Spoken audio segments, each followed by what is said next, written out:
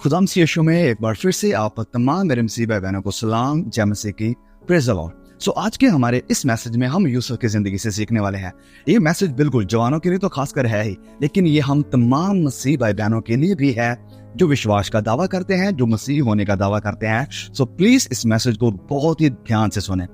The title is Yusuf, a role model for the young generation. Yusuf जो कि आज जवान पीढ़ी के लिए, हम सब के लिए एक बहुत बड़ी उदाहरण है, एक रोल मॉडल है।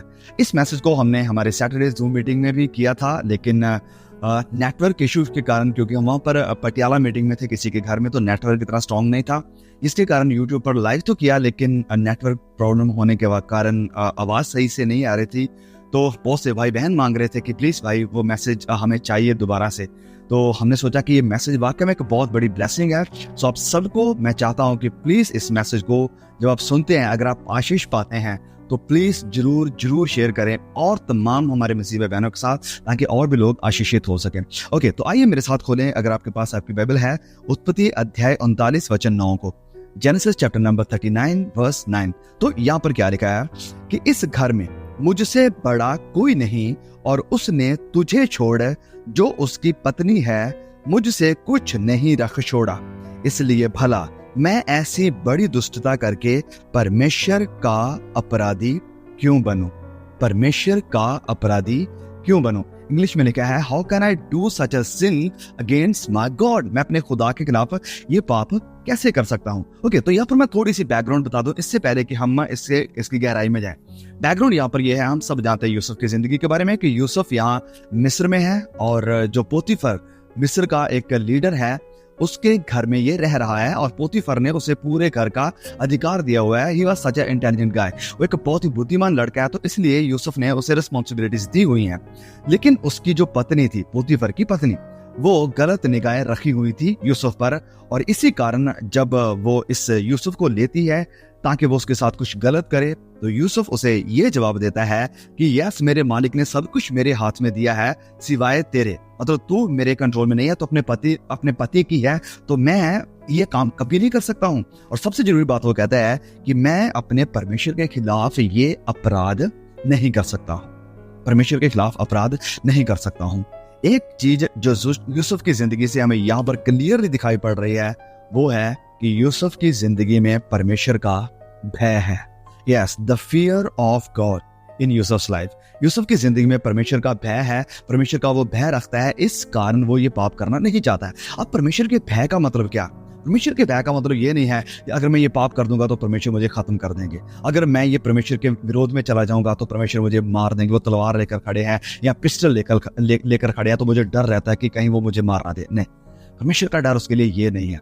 उसके लिए परमेश्वर का डर ये है कि परमेश्वर ने मुझे चुना है, परमेश्वर ने मुझे ठहराया है, परमेश्वर ने ही मुझे इन सब चीजों का वायदा किया कि मेरी जिंदगी में आएंगी, और वो परमेश्वर जो मुझसे इतना प्यार करता है, उस परमेश्वर का मैं दिल कैसे दुखा सकता हूँ? उस परमेश्वर के साथ बेवफाई मैं कैसे कर सकता हूँ?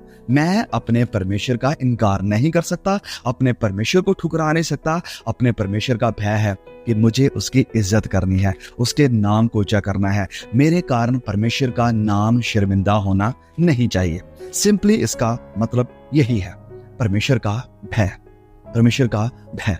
आज अगर हम हमारे समाज को देखते हैं, आज हमारे समाज में ज्यादातर क्रेडिबिलिटी दी जाती है उन लोगों को जो ज्यादा पढ़े लिखे हैं, ज्यादातर उन लोगों को प्रायोरिटी मिलती है, उन लोगों को ऊंचे स्थान पर रखा जाता है जो बड़े डिग्री वाले, बड़े एजुकेटेड, सब कुछ अच्छा करने वाले हैं, मतलब बड़े इंटेलिजेंट हैं दुनियावी नजरों से अगर देखा जाए तो। और ये होता क्यों है? क्योंकि डिग्रीज है उनके पास। लेकिन मैं आपको कहना चाहता हूं, आपसे पूछना मांगता हूं, एक तरफ आपके पास वो इंसान है जिसके पास बहुत डिग्री है, बड़ा पढ़ा लिखा है, बड़ा स्मार्ट है दुनिया के तौर तरीकों में, एक तरफ आपके सामने वो इंसान है जो परमेश्वर का भय मानने वाला है। भले ही वो इतना एजुकेटेड नहीं है जितना वो दूसरा इंसान है, लेकिन ये इंसान जो भी काम करता है दिल से करता है, अपने मन की सच्चाई से करता है, परमेश्वर का भय मानते हुए करता है, ईमानदारी से करता है। तो आप इन दोनों में से किस इंसान को चुनेंगे?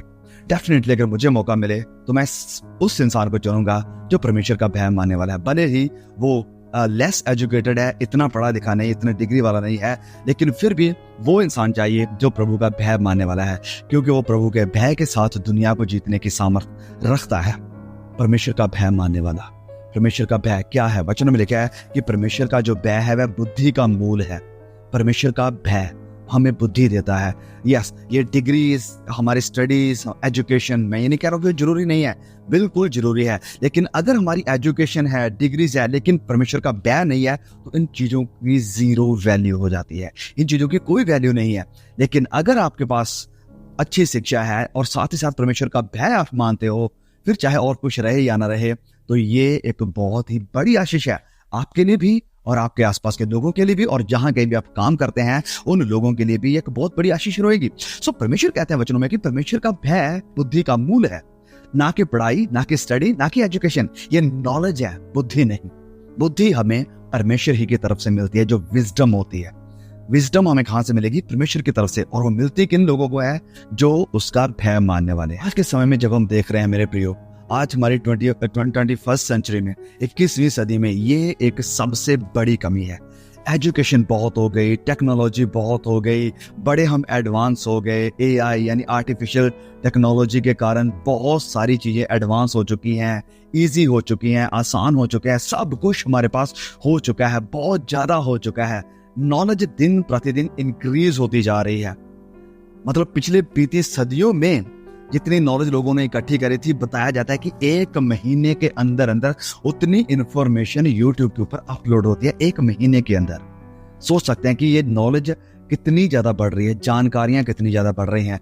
लेकिन दुख की बात यह है कि ये सारी एजुकेशन के बावजूद, ये सारी नॉलेज के बावजूद एक चीज मिसिंग है, और वो है परमेश्वर का भय। इंफॉर्मेशन बहुत है, नॉलेज बहुत है, एजुकेशन बहुत है, लेकिन एक चीज जो बिल्कुल भी नहीं है वो परमेश्वर का भय है। इंडिया, यस, हमारा देश, वैसे तो ये सच्चाई पूरी दुनिया की है, लेकिन मैं बात इंडिया के कॉन्टेक्स्ट में कर रहा हूं। इंडिया जो कि हमारा देश है, यहाँ पर बहुत से लोगों में आप देखते हैं परमेश्वर का भय नहीं है। और ये हमें कैसे दिखाई देता है? दिन प्रतिदिन की हमारी जिंदगी में। दिन प्रतिदिन की हमारी जिंदगी में उठाकर देखें, किसी न्यूज़पेपर को ओपन करके देखें, कि कोई न्यूज़ चैनल, ओके, अगर आप सोशल मीडिया से न्यूज़ को फॉलो करने वाले हैं, सुनने वाले या देखने वाले हैं, सोशल मीडिया से ही न्यूज़ को उठाकर देखें, कितने ऐसे इंसिडेंट्स हमें देखने को मिलते हैं दिन प्रतिदिन जहां पर लोगों के अंदर परमेश्वर का भय खत्म हो चुका है। जान की कोई वैल्यू नहीं रही, इंसानियत की कोई वैल्यू नहीं रही। अब कुछ ही दिन पहले की ये बात है, जब हम पटियाला में थे तो वहाँ पर हम पास्टर बता रहे थे कि 1-2 दिन पहले एक न्यूज़ आई जहाँ पर एक जवान लड़के को 4-5 उसके अपने दोस्त ही थे, वो मतलब उसे बाइक पर लेकर, उसका एक अपना बड़ा क्लोज दोस्त था, उसने उसे बाइक पर बिठाया और फोन कर दिया दूसरे लोगों को जो उसे मारना चाहते थे कि आओ मैंने उसे ले लिया है। और वो सब लोग आए, उन्होंने हाथ में नाइफ, चाकू पकड़े हुए थे और उन चाकुओं के साथ उसके ऊपर हमला करना शुरू किया। और लड़का एक टाइम पर तो भाग के छूट के, मतलब एक टाइम पर तो वो लड़का छूट के भाग गया, लेकिन दोबारा उसके पीछे लगे, उसे पकड़ा और वो नाइफ मार के उस लड़के का कत्ल कर दिया। ये एक इंसिडेंट है। दिन प्रतिदिन ऐसी खबरें जो हमारे हृदय को दुखी करती है, हमें अंदर से हिलाती हैं कि दुनिया किस हद तक गिर चुकी है। वचन में लिखा है कि विवेक दागा गया है। Yes, our conscience is seared. Conscience यानी विवेक दागा जा चुका है। कोई वैल्यू नहीं रही जान की कि वो जो लड़का जिसे मारा गया है, उसके माँ बाप का वो इकलौता बेटा हो सकता है, या हो सकता है अगर उसकी शादी हुई हो, उसकी पत्नी का क्या होगा, अगर उसके छोटे छोटे बच्चे हैं उनका क्या होगा, कितना प्यार करते होंगे उसके माँ बाप उससे, उसके जाने के बाद क्या क्या झेलना पड़ेगा पीछे उनके माँ बाप को, अगर वो अकेला लड़का है तो। ये सब चीजें, ये सब बातें जाती रही। क्यों जाती रही? क्योंकि परमेश्वर का भय नहीं रहा। झूठ के सहारे हमारा देश चल रहा है। लुटेरे आज आकर हमारे देश को चला रहे हैं, और फिर ठग हर तरफ से, कितने बड़े बड़े बैंक्स को लूट कर, लोन लेकर, कितने बड़े बड़े लोग जिनके बड़े बड़े नाम से देश को छोड़कर भागे, लूट लिया, इसे ठग लिया। 2 नंबरी काम हर तरफ, हर जगह हमें देखने को मिल रहे हैं। कॉन्ट्रैक्टर जो होते हैं, सरकारी ठेके जो लेते हैं, वो चाहे कोई पुल बनाने का, ब्रिज बनाने का हो, चाहे वो रोड सड़कें बनाने का हो, जो पैसा उन्हें मिलता है ये काम करने के लिए, आई डोंट थिंक कि उसके आधा भी लगाया जा रहा है। और कुछ ही दिनों के बाद हमें क्या देखने को मिलता है कि वो जो ब्रिज है वो टूट गया, जिसके कारण कितनी जानें चली गई।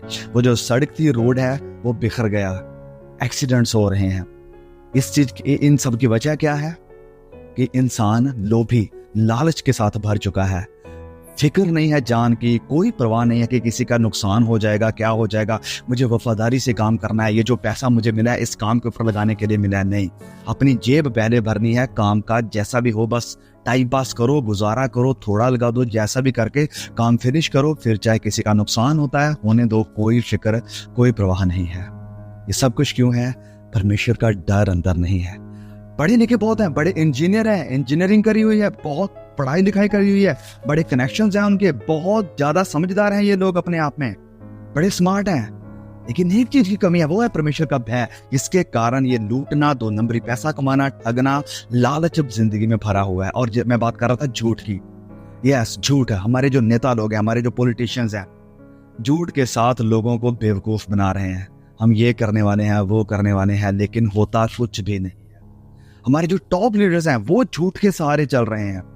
आज वो कुछ और बयान देंगे और कल को अगर आप उनका कुछ बयान सुनेंगे तो बिल्कुल उस बयान से उल्टा होगा, बिल्कुल अलग ही होगा। ये सब क्यों है? बस अंदर भरी पड़ी है फरेबी, बेईमानी, धोखेबाजी, झूठ, लूटना, लोगों को लूटना और अपना आप स्वार्थ भरा हुआ है। एक चीज नहीं है, वो है परमेश्वर का भय। वो नहीं है परमेश्वर का भय। और डॉक्टर्स, मैं ये नहीं कह रहा हूं कि सब ऐसे हो चुके हैं, सारे डॉक्टर्स ऐसे हो चुके हैं, नहीं, सारे नहीं, लेकिन ज्यादातर जब आप हॉस्पिटल्स में जाकर देखेंगे क्या हो रहा है, लोगों को लूटने का धंधा हो रहा है। इस सब का कारण क्या है? कारण है कि पैसे का लोभ है और परमेश्वर का डर नहीं है। यस, परमेश्वर का डर नहीं है। सिजेरियन डिलीवरी आज नॉर्मल हो चुकी है, नॉर्मल डिलीवरी गायब हो चुकी है। सिजेरियन डिलीवरी नॉर्मल हो चुकी है, मतलब हर जगह बस यही चलेगा, ऑपरेट के द्वारा मतलब बच्चे की डिलीवरी होती है और जो नॉर्मल डिलीवरी है उसे गायब कर दिया गया। बड़े गिने चुने 1-2 केसेस आपको देखने को मिलेंगे, वो भी शायद गवर्नमेंट हॉस्पिटल में, प्राइवेट्स में तो मोस्टली केस इतना कॉम्प्लिकेटेड कर दिया जाता है कि नहीं भैया, ऑपरेशन के बिना तो हो ही नहीं पाएगा, ऑपरेशन के बिना हो नहीं पाएगा। अब जब हम दूसरे वेस्टर्न देशों में या यूरोपियन देशों में देखते हैं, हमारे एक भाई हैं इंग्लैंड में, वो बता रहे थे कि मतलब यहाँ पर जो हॉस्पिटल का खर्चा होता है, चाहे कुछ भी हो, वो सारा का सारा गवर्नमेंट पे करती है, सरकार पे करती है, हमें उसमें कुछ भी देना नहीं होता है। तो इस कारण उनकी मैक्सिमम कोशिश रहती है कि डिलीवरी नॉर्मल हो जाए। बहुत ज्यादा कॉम्प्लिकेशंस हैं कि नहीं हो पाएगा, जान को खतरा हो सकता है, तो उस केस में वो लोग सिजेरियन के लिए जाते हैं, ऑपरेशन के लिए जाते हैं, वरना वो कोशिश करते हैं नॉर्मल करने की। अब यहाँ क्या है, यहाँ पर कोई सरकार आपकी मदद के लिए नहीं है, टैक्सेस आप पूरे दोगे लेकिन सरकार आपकी मदद के लिए नहीं है, क्योंकि सरकार हॉस्पिटल का सारा खर्चा वो भरेंगे। तो हॉस्पिटल भरा पड़ा है उन लोगों के साथ जो लालच के साथ भरे पड़े हैं, ठगना चाहते हैं, लोगों को लूटना चाहते हैं। तो वो क्या कहते हैं, नहीं भैया बहुत कॉम्प्लिकेटेड चीज है, फटाफट बस हमें सिजेरियन करना है। ये सच्चाइयां हैं, हमने खुद अपनी जिंदगी में दिन प्रतिदिन की जिंदगी में हम इन सब चीजों को देख रहे हैं। अब जब मैं बात कर रहा हूं कि इनकी जिंदगी में परमेश्वर का भय नहीं रहा, वो लूटने में लगे हुए हैं, ये सेम चीज आज हमें चर्च में भी दिखाई दे रही है। बिल्कुल, आप डॉक्टर्स के ऊपर 100% भरोसा नहीं कर सकते हैं, इंजीनियर्स पर भरोसा नहीं कर सकते हैं। मतलब हालात ऐसे हो गए हैं, अगर आप रात को सड़क पर जा रहे हैं, आपको भरोसा नहीं है कि आप सेफली सुरक्षा के साथ अपने घर पहुंच पाएंगे कि नहीं। इतनी गुंडागर्दी, इतना गैंगस्टर, ये सब कुछ चीजें बढ़ चुकी हैं। साथ ही साथ मैं कह रहा हूँ कि चर्च का भी यही हाल जो हो चुका है, जहां पर लूटने का धंधा बनाया जा चुका है। I myself was in a organisation, मैं खुद भी एक संस्था में, कितना लूटा जाता है। ऊपर से जो पैसा आता है लोगों की मदद के लिए, चर्चेस को चलाने के लिए, चर्चेस की जरूरतों को पूरा करने के लिए, उस सब का गलत दुरुपयोग करके थोड़ा लगाया जाता है, बहुत सारा पैसा जेब में डाल दिया जाता है। किन लोगों के द्वारा? जो चर्च वाले हैं, जो क्रिश्चियंस हैं, बाइबल को पढ़े हुए लोग थे, जो वचन का भी प्रचार करते हैं। ये सब कुछ क्यों है? बहुत सारी एजुकेशन, बहुत सारा दिमाग, बहुत सारी इंफॉर्मेशन, लेकिन एक चीज की कमी है, वो है परमेश्वर का भय। वो नहीं है। यूसुफ की जिंदगी में परमेश्वर का भय है, इसलिए वो पाप करने से पहले कह रहा है कि मैं परमेश्वर के खिलाफ ये अपराध कतई भी नहीं कर सकता हूं, बिल्कुल नहीं कर सकता हूं, नहीं कर सकता हूं मैं परमेश्वर के खिलाफ पाप। मुझे डर है अपने परमेश्वर का, मैं भय मानता हूं उसका, मेरी जिंदगी में खुदा का भय है, मैं उसके खिलाफ कभी नहीं जाऊंगा। काश कि आज हर वो मसीह जो बाइबल को पढ़ने वाला है, पूरी दुनिया से तो हम एक्सपेक्ट नहीं कर सकते हैं, बिल्कुल नहीं कर सकते हैं, क्योंकि हम जानते हैं वचन कहता है कि ये संसार दुष्ट के वश में है। हम जानते हैं कि संसार दुष्ट के वश में है, लेकिन मसीही भी उस दुष्ट के वश में है जिन लोगों के अंदर परमेश्वर का भय नहीं है, जो लूटने वाले, 2 नंबर से पैसा कमाने वाले, ठगियां मारने वाले, चोरी करने वाले और झूठ के साथ भरे हुए लोगों को लूटने के लिए वो लोग भी दुष्ट के वश में है, प्रभु के वश में नहीं है। अगर वो प्रभु के वश में होते, परमेश्वर का भय मानने वाले होते, तो ऐसा काम कभी ना करते। अब वापस आते हैं अगर हम यूसुफ की जिंदगी में, तो यूसुफ बिल्कुल एक नई जगह पर है, बिल्कुल एक नई जगह पर है। यहाँ पर वो पहुंचा कैसे, चलिए मैं थोड़ी सी स्टोरी बता देता हूँ उन लोगों के लिए कि अगर जो लोग नए हैं, इस सारे इतिहास को नहीं जानते हैं। यूसुफ जब एक छोटा सा बच्चा था, उसके बाप का नाम था याकूब। यूसुफ के और भी भाई थे, 11 भाई, तो ये टोटल 12 भाई थे। यूसुफ सबसे छोटा नहीं था, उससे छोटा एक बेंजामिन भी था। तो यूसुफ जो था उसके पिता उससे बहुत प्यार करते थे, और फिर परमेश्वर सपनों में उससे बात करके उसे बता रहे थे, कह रहे थे कि मतलब तू इन सब के ऊपर होगा और ये लोग आकर तुझे सजदा करेंगे। जब वो ये सारे सपने अपने दोस्तों, अपने भाइयों को, अपने घर वालों को बताता है, तो उसके जो भाई है वो उससे जलन करने लगते हैं, उससे जेलसी रखने लगते हैं, बिटर हो जाते हैं उसके प्रति कि ये कैसे कह रहा है, ये इतना छोटा होकर हम बड़े होकर इसकी पूजा करेंगे, इसके सामने झुकेंगे, कि ऐसा होने वाला है। तो ये लोग उससे जलसी रखते हैं। और फिर दूसरी बात ये भी है उससे जलसी रखने का कारण कि ये जो यूसुफ है, वचन में जब हम पीछे पढ़ेंगे सारा, तो लिखा है कि यूसुफ अपने भाइयों की बुरी रिपोर्ट, जो इवल रिपोर्ट थी, बुरी खबर थी, जो बुरा करते थे, वो आकर अपने पिता को बताता था कि भाई ये कर रहे थे। तो इस कारण वो लोग इससे नफरत करते थे कि ये हम जो भी गलत करते हैं वो आकर पिता को बता देता है। इस कारण उससे जलसी रखते। तो उन्होंने क्या किया, अपने इस भाई को मारना चाहा। फिर उन्होंने मारने के बजाय उसे कुएं में फेंक दिया, बहुत ही गहरे कुएं में। लेकिन उसका जो बड़ा भाई रूबेन था, उसने कहा नहीं, हमें ऐसा नहीं करना चाहिए, वो हमारा भाई है।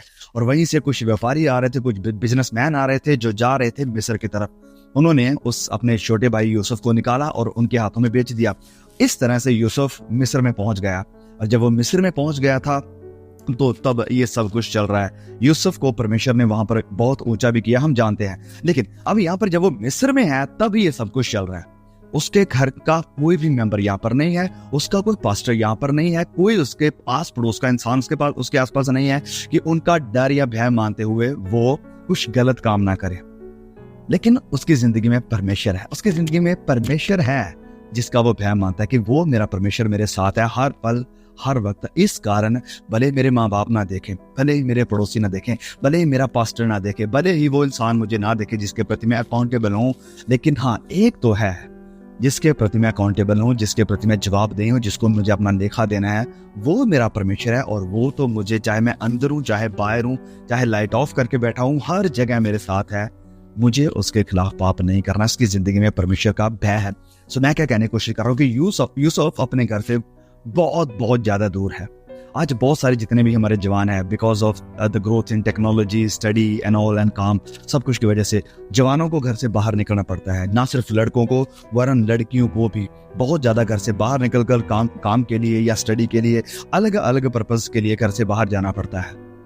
बाहर जाकर मैं आपको पूछना चाहता हूँ मेरे जवान भाइयों, चाहे आप विदेश में जाकर काम कर रहे हैं, चाहे आप घर से बाहर आकर किसी हॉस्टल में या किसी और जगह पर स्टडी कर रहे हैं या जॉब कर रहे हैं, कुछ भी कर रहे हैं, क्या आपकी जिंदगी में परमेश्वर का भय है? क्या आपकी जिंदगी यूसुफ के जैसी है कि हाँ, मेरे माँ बाप नहीं देख रहे हैं, मेरे कोई आस पड़ोस का नहीं देख रहा जो मेरे माँ बाप को रिपोर्ट कर देगा जाकर, ओके मेरे पास्टर भी मुझे यहाँ पर कुछ कहने वाले नहीं है, मुझे देखने वाले नहीं है, मुझे रोकने वाले नहीं है? क्या आप यूसुफ की तरह कह सकते हैं कि भले ही कोई भी नहीं है, लेकिन एक है जो मेरे साथ है और वो मेरा परमेश्वर है? हमें जब कुछ चाहिए होता है तब तो हम कहते हैं कि मेरा परमेश्वर मेरे हमेशा साथ रहता है, परमेश्वर मेरी मदद में है, मुझे किसी का डर नहीं है, मेरी हर जरूरत पूरी होगी क्योंकि परमेश्वर मेरे साथ है। यस, वो परमेश्वर जो आपकी हर जरूरत में आपके साथ है, जो हमेशा आपकी सुरक्षा के लिए है, वो परमेश्वर ये भी जानता है कि आप क्या कर रहे हैं अंधकार में, क्या नहीं कर रहे हैं। माँ बाप से दूर होकर आप कहाँ जा रहे हैं, क्या खा रहे हैं, क्या पी रहे हैं और कौन सी एक्टिविटीज का हिस्सा बन रहे हैं, परमेश्वर वो सब जानते हैं। क्या आपकी जिंदगी में परमेश्वर का भय है? मैं आप अपने सारे जवान भाइयों बहनों को पूछना मांगता हूँ कि क्या आपकी जिंदगी में परमेश्वर का भय है? जब हम कोलकाता वेस्ट बंगाल में गए होते, खड़गपुर में एक बहुत ही बड़ा IIT कॉलेज है, तो वहाँ पर पास्टर बता रहे थे, जब हम रात के समय मीटिंग खत्म करके उस रोड से गुजर रहे थे कॉलेज के बाहर, तो वहां पर खूब मेला लगा हुआ है, दारू चल रही है, लड़के लड़कियां सब कुछ ऐसे मतलब बहुत मतलब गलत काम हो रहा है। तो मैं पास से पूछना है क्या हुआ, यहाँ पर कुछ मेला लगा हुआ है? बोले नहीं नहीं, यहाँ पर कॉलेज है और ये लोग यहाँ पर स्टडी करने के लिए आते हैं और इनके माँ बाप पता नहीं कैसे कमाई करके कैसे मेहनत करके इनके लिए यहाँ पर पैसा भेजते हैं कि हमारे बच्चे अच्छी स्टडी कर लें। लेकिन ये लोग यहाँ पर शाम को ये आपको डेली देखने को मिलेगा, ऐश प्रस्ती, लड़कीबाजी, नशा, गलत काम, ये सब कुछ आपको देखने को मिलेगा। क्यों? क्योंकि कोई आसपास में नहीं है, अकेले हैं, आजाद हैं, कोई पूछने वाला नहीं है। लेकिन मेरे मसीह भाइयों बहनों, you can not be like this, आप ऐसे नहीं हो सकते। जब हम चंडीगढ़ में मीटिंग के लिए गए थे तो वहां पर हमारे बहुत ही प्यारे भाई हैं पास्टर रंजन जेम्स। जब फिर हम चंडीगढ़ में भी मीटिंग के लिए गए थे तो वहां पर हमारे बहुत ही प्यारे भाई हैं पास्टर रंजन जेम्स जी। हम रात के तकरीबन 11-12 बज गए थे, हम मीटिंग खत्म करके खाना खाने के लिए गए थे। जब खाना खाकर आ रहे थे 11-12 बज चुके थे और उस समय में पूरे रोड भरे हुए हैं, पूरी मार्केट भरी हुई है लड़कियों के साथ, आधे अधूरे कपड़े पहने हुए हैं, पूरे नशे के साथ है, बोतल पकड़ी हुई है बियर की, शराब की, ये सब कुछ गलत काम वहां पर चल रहा है। रोड के ऊपर लेटे हुए जवान वहां पर, लड़कियां वहां पर, गाड़ियां ऐसे, मतलब वो बता रहे कि पुलिस भी इन्हें कुछ नहीं कहती है, पुलिस भी इन्हें रोकती नहीं है। ये सब कुछ कैसे हो रहा है, क्यों हो रहा है? क्योंकि आजादी मिल चुकी है और आजादी का गलत फायदा उठाया जा रहा है। पर एक चीज जिंदगी में नहीं है, वो है परमेश्वर का भय। जब आपकी जिंदगी में परमेश्वर का भय है तो फिर आप चाहे चंडीगढ़ छोड़कर, दिल्ली छोड़कर, बॉम्बे छोड़कर, चाहे आप कनाडा, अमेरिका, कहीं भी चले जाएं जहां पर बुराई की नदियां बह रही हैं, आप उनकी बुराई का हिस्सा नहीं बनेंगे। आप बुराई का हिस्सा नहीं बनेंगे क्योंकि आपकी जिंदगी में परमेश्वर का भय रहेगा। ये यूसुफ के पास बहुत बड़ी अपॉर्चुनिटी थी और उसे ये भी पता था कि अगर मैं मना कर रहा हूं और ये औरत मेरे ऊपर गलत इल्जाम लगा देगी तो मेरे साथ बहुत बुरा भी हो सकता है, मुझे मार भी दिया जा सकता है। उसे ये सब पता था, लेकिन फिर भी वो सब कुछ सहने के लिए तैयार है, ये कहते हुए कि मैं अपने परमेश्वर के खिलाफ ये पाप कैसे कर सकता हूं, मैं ये कभी नहीं करूंगा, मैं नहीं कर सकता हूं। फिर जब हम आगे स्टोरी को पढ़ते हैं तो ये जो यूसुफ की पोतीफर की पत्नी थी जो यूसुफ के साथ गलत करना चाहती थी, जब यूसुफ वहां से भागता है तो उसका कपड़ा पकड़ लेती है और फिर वो चिल्लाना शुरू कर देती है कि इस लड़के ने मेरे साथ गलत किया है। झूठा इल्जाम उसके ऊपर लगाया जाता है, झूठ बोलती है और झूठे इल्जाम के साथ यूसुफ को जेल में भिजवा देती है। और यूसुफ अब जेल में है, उसे नहीं पता मेरे साथ क्या होगा, मैं बाहर निकल पाऊंगा भी कि नहीं, क्या मैं यहां पर ही खत्म हो जाऊंगा, अब उसे कुछ भी नहीं पता। और कोई प्रॉफिट उसके पास नहीं इसको बताने के लिए कि नहीं भैया तुम यहाँ पर नहीं रहने वाले हो, पॉजिटिव बोलो, घोषणा करो मैं बाहर निकलूंगा, घोषणा करो मैं निकलूंगा बाहर। नहीं, उसके पास कोई ऐसा कहने वाला नहीं है। वो वहां पर भी रहकर प्रभु की महिमा कर रहे हैं, वहां पर भी वो प्रभु के साथ जुड़ा हुआ, खुदा के साथ उसका कनेक्शन है। हमें कैसे पता चलता है कि खुदा के साथ उसका कनेक्शन है, वो हम आगे सीखने वाले हैं। लेकिन यहाँ पर एक चीज जो हमें देखने को मिलती है सबसे पहले, वो ये है कि इस औरत ने यूसुफ के ऊपर झूठा इल्जाम लगा दिया। और ये चीज क्या आज भी हमें देखने को नहीं मिल रही है? बिल्कुल देखने को मिल रही है। आज भी मसीहों के ऊपर झूठे इल्जाम लगाकर उन्हें बदनाम करने की, उन्हें डाउनग्रेड करने की, या उन्हें झुठलाने की, उन्हें गलत साबित करने की कोशिशें करी जा रही हैं।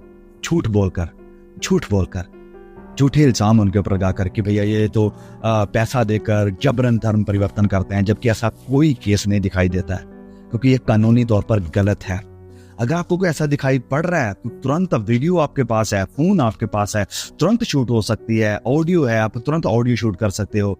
तो जाओ वीडियो लेकर कोर्ट के सामने पेश करो कि देखो धर्म परिवर्तन कर रहे हैं जबरन और पैसे के साथ लालच देकर, क्योंकि जबरन और लालच देकर आप ऐसे किसी का धर्म परिवर्तन नहीं कर सकते हो, ये गलत है, कानूनी तौर पर गलत है। लेकिन फिर भी इन चीजों के साथ मसीहियों को बदनाम किया जाता है। लगातार हम इंटरनेट के ऊपर देखते हैं, लगातार उन लोगों से भी सुनते हैं जो अपने आप को बड़ा बुद्धिमान समझते हैं, जो धर्म के ज्ञानी बने हुए हैं, वो भी एक झूठ का प्रोपेगेंडा फैला रहे हैं। क्यों? क्योंकि जिंदगी में झूठ के सिवाय कुछ नहीं है, झूठ के सिवाय कुछ नहीं है। परमेश्वर, जिस भी परमेश्वर को वो मानते हैं उसका भय नहीं है। मैं अब आपसे भी पूछना मांगता हूं भाइयों, कहीं आपकी जिंदगी में तो झूठ नहीं है? क्योंकि ये जो झूठ है ये किसकी जुबान है, ये किसकी लैंग्वेज है? वचन कहता है कि ये शैतान की लैंग्वेज है। प्रभु यीशु मसीह ने कहा कि जब वो झूठ बोलता है तो अपने ही स्वभाव में बोलता है, मतलब वो अपनी मदर टंग, अपनी मातृभाषा ही को बोलता है, उसकी मातृभाषा झूठ है। झूठ के साथ ही वो लगातार परमेश्वर के लोगों को गिराना चाहता है, और झूठ के साथ आज भी वो अपने संसार में काम कर रहा है। और यहाँ पर मैं आपसे कहना मांगता हूँ कि प्लीज आप उस शैतान की मातृभाषा को छोड़ दो। अगर आपकी जिंदगी में झूठ का बिजनेस है, चाहे कोई भी आप काम करते हो कि नहीं भैया झूठ के बिना तो हमारा ये काम चल नहीं पाएगा, परमेश्वर के ऊपर भरोसा रख के देखिए, सच्चाई बोलकर चलना सीखिए। आपकी जिंदगी में परमेश्वर आपकी हर जरूरत को पूरा करेगा। क्या आपको ये लगता है कि नहीं हम परमेश्वर को तो मान रहे हैं, लेकिन मातृभाषा हमारी भाषा शैतान की रहेगी, क्योंकि अगर मैं ये भाषा नहीं बोलूंगा तो मेरा काम चला जाएगा, पैसा नहीं मिलेगा। अरे उस परमेश्वर के ऊपर विश्वास तो करो जिसको मानते हो। उस परमेश्वर के हाथों में अपनी जिंदगी को दे दो कि प्रभु कुछ भी हो जाए झूठ नहीं बोलूंगा, सच्चाई पर चलूंगा, पाप की तरफ नहीं भागूंगा, इस यूसुफ की तरह हमेशा आपके लिए खड़ा रहूंगा, धार्मिकता में खड़ा रहूंगा, ये कहते हुए कि परमेश्वर के खिलाफ ये अपराध मैं कैसे करूं। चाहे वो झूठ बोलना हो, चाहे वो रिश्वत लेना हो, चाहे वो किसी को लूटना हो, चाहे वो कोई भी गलत काम करना हो जो प्रभु के खिलाफ है। क्या आप कह सकते हैं यूसुफ की तरह कि मैं परमेश्वर के खिलाफ ये अपराध कैसे करूं?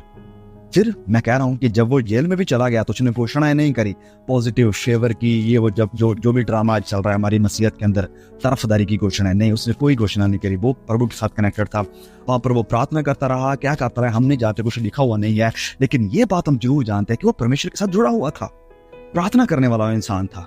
कैसे पता है कि वहां पर दो लोग थे जो राजा के नौकर थे। एक उसे खाना बनाने वाला था और एक उसे कप देने वाला था, कप बेरर उसे बोला जाता है। इन दोनों को सपने आते हैं और इन दोनों के सपनों का फिर मतलब वो यूसुफ बताता है। यूसुफ इन दोनों के सपनों का मतलब बताता है, और इन दोनों में से ये दोनों जेल से निकल जाते हैं, एक मर जाता है और एक बच जाता है। और ये जो यूसुफ है उस कप बेरर को, जो प्याला देने वाला था, उसे बोलता है कि जब तू बाहर जाएगा तो मुझे याद रखना, मेरी सुधि लेना। ये जाता है और फिर उसे भूल जाता है कि ओके यूसुफ ने ऐसा कुछ करा था मेरे लिए, तो मुझे राजा से बात करनी चाहिए। नहीं, वो सब भूल जाता है। लेकिन एक दिन इस राजा को सपना आता है, जो फिरौन था उस वक्त का, उस फिरौन को सपना आता है, और वो सपना कोई भी इंटरप्रेट नहीं कर रहा है, सपना कोई भी बता नहीं पा रहा है, किसी को भी नॉलेज नहीं है कि सपना क्या था, उसका मतलब क्या हो सकता है। तो जब राजा इस कंफ्यूजन में है, इस विचार में बैठा हुआ है कि सपना क्या था, इसका मतलब क्या है, तो उसके जो कप बेरर था, वही जिसका सपना यूसुफ ने इंटरप्रेट किया था, ये कहता है कि ओ कम ऑन राजा, तुम्हें चिंता करने की जरूरत नहीं है, एक है जेल में जिसने मेरे भी सपने का मतलब बताया था, हम उसे बुला सकते हैं। तो यूसुफ को बुलाया जाता है, वो बताता है राजा तेरा सपना क्या था और अब इसका मतलब क्या है, अब आपको करना क्या चाहिए। और फिर जब ये सब चीजें बताता है तो राजा जो फिरौन था उस वक्त, फिरौन बहुत ही खुश हो जाता है, और वो कहता है कि तेरे से बेहतर इंसान मुझे कहाँ मिलेगा जो ये सारी रिस्पॉन्सिबिलिटी कर पाएगा जो तूने अभी बताया कि सपने का मतलब है। सो यूसुफ को यह राजा फिरौन दूसरे नंबर का इंसान बना देता है। मतलब ऊपर फिरौन था और फिरौन के नीचे काम करने वाला यूसुफ था। यह सोच कर देखें यूसुफ कहां से परमेश्वर ने से कहां तक पहुंचा दिया। क्यों था ये सब कुछ उसके साथ हुआ? पहली बात ये नहीं कि उसकी वफादारी, पहली बात ये कि परमेश्वर अपनी प्रजा को बचाना चाह रहा था। परमेश्वर ने अपनी प्रजा को बचाने के लिए पहले से ही रास्ता तैयार कर रखा था। परमेश्वर इन सब चीजों को प्लान कर रहा था। परमेश्वर इन सब चीजों को यूसुफ की जिंदगी में होने दे रहा था, क्योंकि एक प्रजा यहाँ आने वाली है जिनका इंतजाम करना है परमेश्वर ने यूसुफ के थ्रू। और वो किया, क्योंकि इजराइल जहां पर ये लोग रह रहे थे कनान में, वहां पर अकाल पड़ने वाला था, अकाल के कारण लोग मरने वाले थे, लेकिन परमेश्वर ने मिस्र में इनका इंतजाम कर दिया यूसुफ को भेजकर। ये लोग उसके साथ यहाँ पर आ जाते हैं। मैं क्या कहने की कोशिश कर रहा हूं? पहली बात तो ये, उसे ये पोजीशन क्यों मिली? क्योंकि परमेश्वर का अनुग्रह था उसके ऊपर, परमेश्वर रास्ता तैयार कर रहा था इसके थ्रू। दूसरी बात कि वो वफादार भी रहा। ऐसा नहीं कि परमेश्वर आपके थ्रू कुछ करना चाहता है और आप गुनाह में बैठे रहो, आप पाप में बैठे रहो, आप प्रभु के खिलाफ चलते रहो। आपको वफादारी के साथ उसका पीछा करना पड़ेगा। फिर चाहे हालात कठिन भी क्यों ना हो जाए, फिर चाहे आपको कुएं में क्यों ना गिरा दिया जाए, फिर चाहे आपको बेगाने पराए देश में बेच क्यों ना दिया जाए, फिर चाहे आपको अपने कॉम्प्रोमाइज ना करने के कारण, समझौता ना करने के कारण जेल में क्यों ना पड़े रहना पड़े, प्रभु के ऊपर भरोसा करें, प्रभु की महिमा करते रहें, उसको धन्यवाद देते रहें हर हालात में, हर सिचुएशन में। यूसुफ की तरह, पतरस की तरह, संत पौलुस की तरह, शद्रक मेशक अबेदनगो की तरह जो आग में भी प्रभु की आराधना करने के लिए तैयार थे। डैनियल की तरह, जिसे पता था कि अगर मैं प्रार्थना करने जाऊंगा अपने रूम में तो लोग मेरी फिराक में बैठे हुए हैं कि कब ये प्रार्थना करना शुरू करें, हम राजा के सामने उसकी कंप्लेन लेकर जाएं, क्योंकि प्रार्थना करना बंद कर दिया गया था कि कोई प्रार्थना नहीं करेगा सिवाय राजा को छोड़कर। उसके आगे सब लोग सजदा करेंगे, उसके सिवाय किसी और को सजदा नहीं किया जाएगा। डैनियल ये जानता था, लेकिन फिर भी वो प्रार्थना करने के लिए गया, फिर भी वो प्रभु के साथ बैठने के लिए गया। ये सारे लोग हमें एक चीज सिखाते हैं कि हालात चाहे कितने भी बदतर क्यों ना हो जाए, आपके खिलाफ क्यों ना हो जाए, एक चीज है जिसमें हमें खड़े रहना है, वो है हमारा परमेश्वर के ऊपर विश्वास।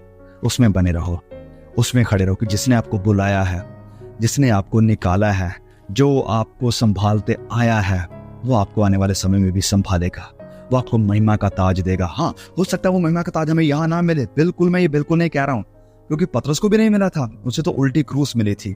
याकूब को भी नहीं मिला था, उसका तो गला काट दिया गया था। स्टीफन को भी नहीं मिला था, उसे तो पथराव करके मार दिया गया था। संत पौलुस जो सबसे बड़ी मिनिस्ट्री करने वाला था, उसे भी यहाँ संसार में महिमा का ताज नहीं मिला था, उसे भी कुर्बान कर दिया गया, उसे भी हेड करके उसका भी गला काटा गया था। लेकिन एक ताज था जिसके वो इंतजार में था। वो कहता है कि मैं उसकी तरफ देखते हुए दौड़ा चला जाता हूँ। वो है महिमा का ताज, जब मसीहा हमें लेने के लिए आएगा और हम उसके तरफ देखकर झूमेंगे, नाचेंगे कि फाइनली हमारा उद्धार करता हमें लेने के लिए आ रहा है। हमेशा की जिंदगी हम उसकी उपस्थिति में उसके साथ गुजारेंगे, उसके साथ गुजारेंगे। और महिमा के ताज की मैं अगर बात कर रहा हूँ, हमारे चैंपियन, हमारे उद्धारकर्ता मसीह यीशु को भी यहाँ संसार में महिमा का ताज नहीं मिला था। उसे भी क्रूस उठाने के द्वारा वो अधिकार मिला है, वो नाम मिला है जो सब नामों से ऊंचा नाम है, कि उसके आगे हर घुटना झुकाया जाए और उसका नाम का अंगीकार करे। ये सब कुछ कैसे मिला है? प्रभु की मर्जी में रहने के कारण, प्रभु की मर्जी को हर हालात में पूरा करने के द्वारा। सो ये यूसुफ की जिंदगी में भी हम यही देख रहे हैं। उसने परमेश्वर का आदर किया, परमेश्वर ने भी उसका आदर किया। चलिए हम इस वचन को खोलते हैं, क्योंकि वचन में लिखा है, जब हम पढ़ते हैं 1 शमूएल अध्याय 2 और उसके वचन हम खोलेंगे वचन 30 को, और 30 का जो आखिरी हिस्सा है मैं उसे पढ़ूंगा। लिखा है कि जो मेरा आदर करता है मैं उनका आदर करता हूँ। परमेश्वर कह रहे हैं जो मेरा आदर करता है, जो मेरे लिए खड़ा रहता है, जो मेरी महिमा के लिए खड़ा रहता है, जो मेरा इनकार नहीं करता, कम ऑन, मैं भी उसका इनकार नहीं करूंगा, मैं भी उसका आदर करूंगा। जो मेरा आदर करेगा, जो मेरे लिए खड़ा रहेगा, मैं भी उसके साथ उसके लिए खड़ा रहूंगा। यूसुफ ने ऐसा किया, डैनियल ने ऐसा किया, शद्रक मेशक अबेदनगो ने ऐसा किया, और परमेश्वर भी उनके साथ खड़े थे। स्टीफन ने ऐसा किया, और स्टीफन के ऊपर जब पथराव हो रहा है तो वो ऊपर देखता है, O come on Lord, I am ready to come to you, मैं तैयार हूं आपसे मिलने के लिए। उसे प्रभु दिखाई दे रहा है महिमा में, और ये भी उस महिमा में तब्दील होने वाला है।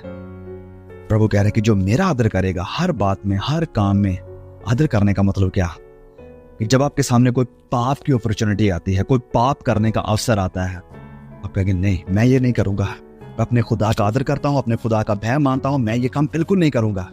ये है परमेश्वर का आदर करना। परमेश्वर का आदर करना ये नहीं कि आप चर्च में आ गए हर सप्ताह और आकर बस थोड़ी देर के लिए हाथ खड़े कर लिए कि हाँ प्रभु तू महान है, पिता मैं तेरी मर्जी पर चलना चाहता हूँ, प्रभु मैं तेरी इच्छा को अपनी जिंदगी में पूरा करना चाहता हूँ, तेरे नाम की जय जयकार, तूने मेरे लिए बहुत बड़े काम किए हैं, मैं तेरा शुक्रिया करता हूँ। नहीं, ये परमेश्वर का सिर्फ आदर नहीं है। मैं कह रहा हूँ सिर्फ यही आदर नहीं है, ये भी आदर है, ये भी अच्छी चीज है। मैं नहीं कह रहा हूँ ये मत करो, ये भी एक पार्ट है। लेकिन इस आराधना में आने से पहले आपके 6 दिन कैसे थे, वो आता है कि क्या आप उन 6 दिनों में प्रभु का भय मानते थे, उन 6 दिनों में पाप से दूर भागते थे, उन 6 दिनों में अपने हर जुबान से, अपने ख्याल से, अपने कामों से प्रभु को आदर दे रहे थे, धार्मिकता में चल रहे थे। पाप की अपॉर्चुनिटी को देखते हुए भी क्या ये कह रहे थे कि मैं अपने खुदा के खिलाफ ये अपराध कैसे करूं। ये है प्रभु का आदर, प्रभु का आदर करना। और फिर आगे प्रभु कहते हैं, और जो मुझे तुच्छ जानता है वह छोटा समझा जाएगा। जो मुझे तुच्छ जानता है, अब तुच्छ जानने का मतलब यही है, बिल्कुल से पाप की अपॉर्चुनिटी आ गया है, छोड़ो यार, परमेश्वर का पता नहीं वो है भी कि नहीं, वो कुछ नहीं करेगा, छोड़ो उसको, नहीं पहले हम ये काम कर लेते हैं। अरे पैसे की अपॉर्चुनिटी आई है, चलो पैसा कमा लेते हैं, फिर देखा जाएगा, कोई बात नहीं, पश्चाताप कर लेंगे, परमेश्वर तो है ही, कोई बात नहीं, समझ लेगा वो। ओके, पाप करने का अवसर है, चलो ये पाप करते हैं, गुनाह करते हैं, देखा जाएगा, प्रभु से माफी मांग लेंगे जाकर। नहीं, ये है प्रभु को छोटा समझना। उसकी हमें कोई परवाह नहीं है, उसका हमें कोई फिक्र नहीं है, वो क्या ही कर लेगा, नहीं, कुछ नहीं वो करेगा। परमेश्वर कह रहे कि जो मुझे तुच्छ जानेगा वो छोटा समझा जाएगा, और जो मेरा आदर करेगा मैं उसका आदर करूंगा। मेरे प्रियो, अपनी जिंदगी से यूसुफ की तरह, डैनियल की तरह, शद्रक मेशक अबेदनगो की तरह, स्टीफन की तरह, पतरस की तरह, प्रभु यीशु के और सारे चेलों की तरह, पौलुस की तरह प्रभु का हम आदर करना सीखें। आदर करना सीखें, और आदर करना दिन प्रतिदिन की हमारी जिंदगी में पाप से मन फिराकर प्रभु के लिए खड़े रहना, प्रभु के लिए खड़े रहना। एंड मोस्ट इंपॉर्टेंट जो चीज हम सीख रहे हैं कि प्रभु का भय अपनी जिंदगी में रखना।